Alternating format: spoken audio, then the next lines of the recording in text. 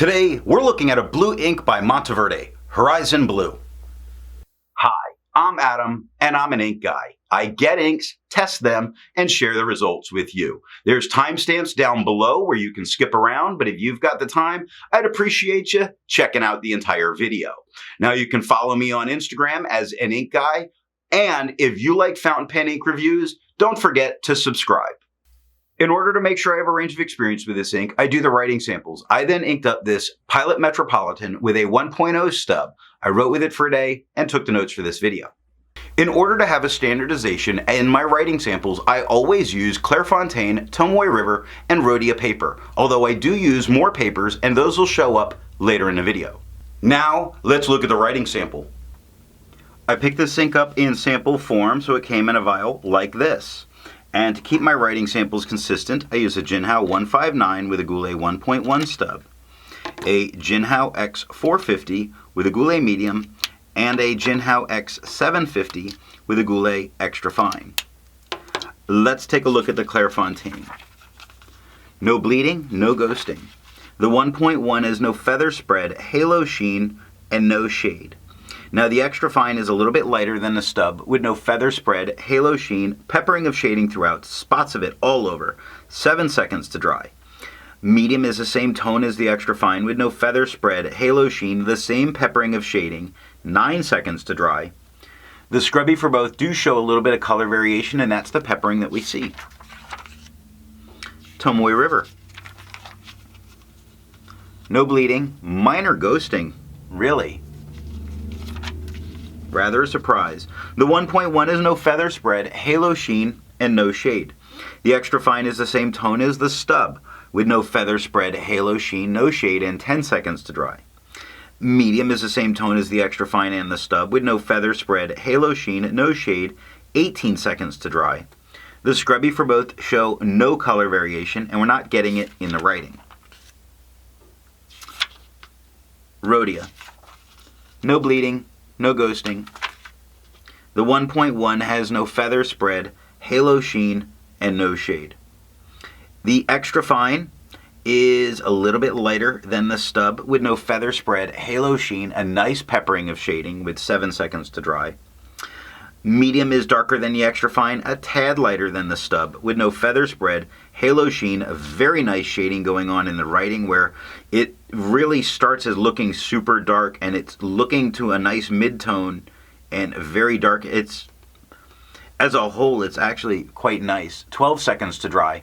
Now, the scrubby of the extra fine doesn't show a ton of color variation, but it's there. The extra fine shows plenty of color variation. The medium doesn't show a ton, but it's there, and we do get it in the writing. I agree with Vita that I've learned a lot by doing multiple chromatographies. The one on the left is done the way it's supposed to be done. I put a line of ink down and immediately put it into water for 10 to 15 seconds. And we see this is a true blue. This really pushes its way up, very light for being watered down and getting much darker as it moves up. This is a great prime blue. The one on the right I let dry for 10 minutes before I dunk it into water. And there's the faintest hint of it trying to form a line at the bottom, but it's really not. Resistance tests are done to see how well this ink can be expected to perform on the page and how hard it may be to clean from your pen. I let the smear dry for 3 days before testing it. Looking at the highlighter, I don't use this in a note-taking situation because of the amount of blowout, and I really feel that I'm going to lose important notes if I use this ink and highlight. Water is completely reactivating, and we're seeing a lot of the white of the paper, and that's only 30 seconds of it sitting there. So water is all that you need to get this out of your pen. Now, pen flush is doing what water did a little bit faster, even though you're not going to need it. And the 1/3 bleach solution obliterates it completely off the page, but you're not going to need 1/3 bleach solution. I test viscosity or flow with a thing called a tilt test. I'll link it somewhere down below or up in the cards. Now, for the inks I've tested, I have found an average viscosity of 2.5, with the realm of normal being from 2.1 to 2.9. Monteverde's Horizon Blue has a viscosity of 2.36, making it normal. To find my average dry times, I use my writing samples done on Clairfontaine, Tomoe River, and Rhodia paper. I average all of those. Now for the inks I've tested, I've found an average dry time of 17 seconds, with a realm of normal being from 13 to 21 seconds. Monteverde's Horizon Blue has an average dry time of 11 seconds, making it a faster drying ink. Instead of finding inks that look like Monteverde's Horizon Blue, I would prefer to find an ink that complements its color on the page. I went for a nice red. I went with an ink out of Singapore, Elixir's Flame of the Forest. The second writing sample is done on yellow Rhodia, Leuchtturm 1917, and a composition notebook like you would use in science class. Here we're looking at the yellow Rhodia paper, not to see any kind of performance change that would happen or how it's performing at all, but more to see a tone difference that might happen for having a yellow backdrop. And what we see is there is none. This is an incredibly work-safe ink for that reason, because if you have to use yellow paper, it is still going to come across very much as a blue without any hinting of a green. Very opaque ink. Leuchtturm 1917 journals, with no bleeding, no ghosting. The 1.1 is no feather spread, halo sheen, and no shade.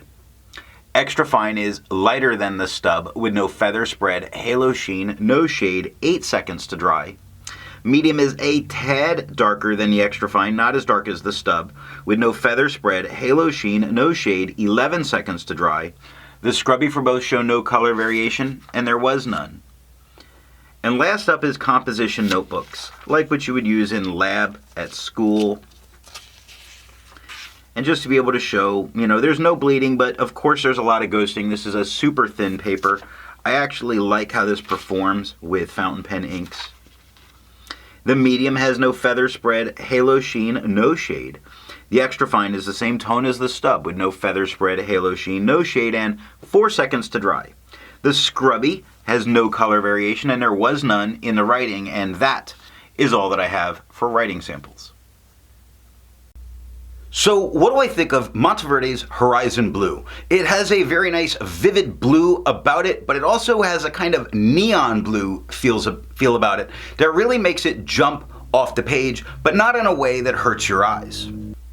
So what nib and pen are going to give the best writing experience with this ink? While I enjoy the very vivid blue that comes from very wet pens, I definitely prefer the tone a little bit more from a medium flow broad or medium flow medium nib pen, because both of those have the opportunity to give just little moments of shading.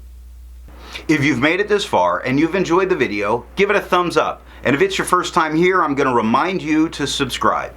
Thanks for watching.